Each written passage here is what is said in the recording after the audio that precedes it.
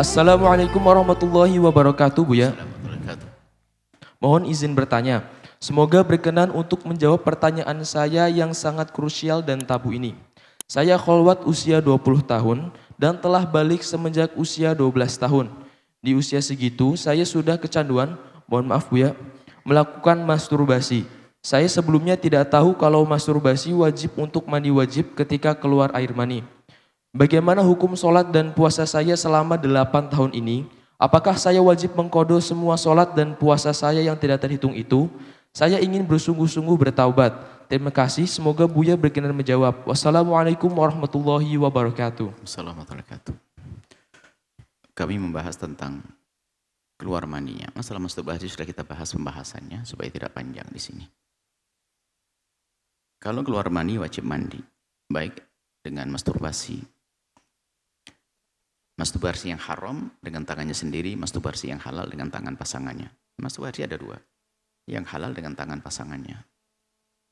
Kalau dengan sendiri adalah haram. Atau mohon maaf mimpi basah. Jadi orang tidak ngerti mimpi basah itu mimpi sampai keluar mani. Dan di saat terbangun ada keluar maninya. Maka itu wajib mandi.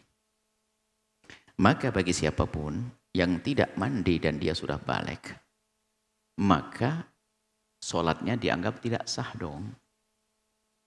Cuman bagi wanita itu beda wanita. Kalau wanita tadi, yang wajib diqadha sholatnya adalah yang belum ketutup sama haid. Sebab kalau sudah ketutup haid kan dia mandi karena haid itu bisa sama. Misalnya begini. Alhamdulillah, semoga Allah menjaga wanita-wanita kita. Anggap saja seorang nih baru suci hari sucinya anggap saja 20 hari. Suci 20 hari. Tak-taunya pas lagi suci 10 hari, dia keluar mani. Terserah caranya apa saja, masturbasi atau yang lain sebenarnya. Keluar mani, cuman dia nggak ngerti cara wajib. Nggak ngerti kalau itu wajib mandi. Lalu dia nggak mandi. Sholat, ya sholatnya nggak sah. Yang nggak sah yang mana? Yang 10 hari setelah dia keluar mandi tadi dong, yang belum mandi besar. Setelah 10 hari dia tetap sholat, sholatnya nggak sah, itu yang harus diqadha. Setelah itu kan keluar darah haid nggak sholat. Habis haid selesai mandi, ya sudah mandinya keluar mandi sudah ketutup sama ini. Nggak perlu lagi dipikirin karena sudah haid suci berarti sudah suci. Jadi mandi besar itu tetap sekali biarpun sebabnya adalah 5. Jadi mandi misalnya seorang perempuan hamil tua habis hubungan dengan suaminya. Hubungan suami wajib mandi tidak? Wajib mandi. Kemudian dia juga keluar mani, wajib mandi. Hubungan suami istri, keluar mani, wajib mandi. Habis itu melahirkan juga wajib mandi. Habis melahirkan ketemu nifas, 4. Baru, tapi nanti setelah selesai nifas, mandinya sekali, nggak usah 4 kali mandi. Jadi, tadi perempuan yang bertanya, semoga Allah memberikan kesadaran sehingga dia berhenti dari kebiasaan yang jelek tadi. Maka setelah ketutup sama haid lalu mandi besar karena haid, maka hadas sebelumnya sudah terhapus. Nggak perlu lagi mikirin. Jadi harus diqadha yang dikira-kira setelah mohon maaf keluar mani tadi, setelah masturbasi tadi, setelah keluar mani tadi yang tidak mandi besar itu saja yang harus diqadha. Dan harus diqadha karena sudah balik dosa. Karena dianggap tidak sah sholatnya. Kalau puasa mah tetap sah ya. Kalau puasa tetap sah. Karena puasanya tetap sah, sholat. Jadi anggap saja mohon maaf ada satu orang habis hubungan suami istri di malam hari. Lalu bergegas buru-buru kerja. Siangnya puasa. Baru maghrib sadar, ya Allah yang abang tadi belum mandi buru-buru. Waduh, ya sudah.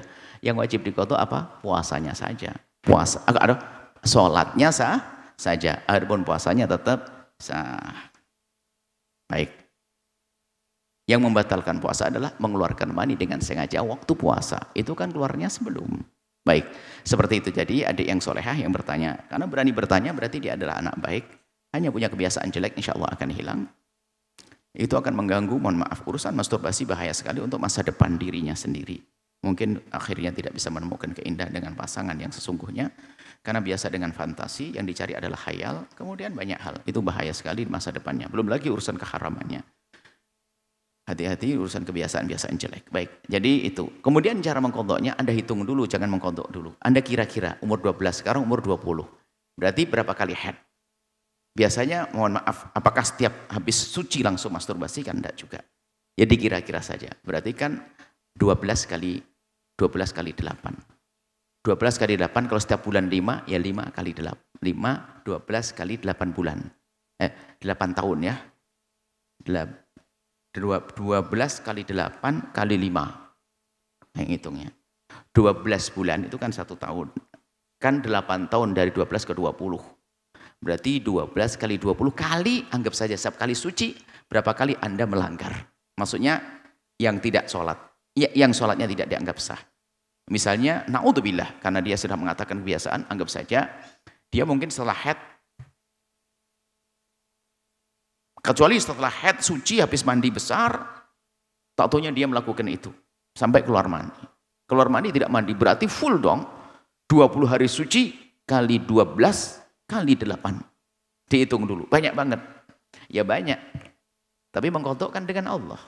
Tapi dicicil nanti, karena kemarin dengan kebodohan, dicicil nanti, berarti Anda punya utang sholat selama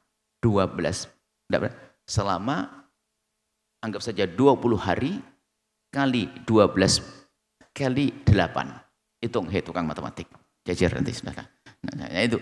Jadi setelah Anda kumpulkan angkanya, berarti Anda kewajiban untuk mengkodok sholat itu. Itu saja sederhananya ya.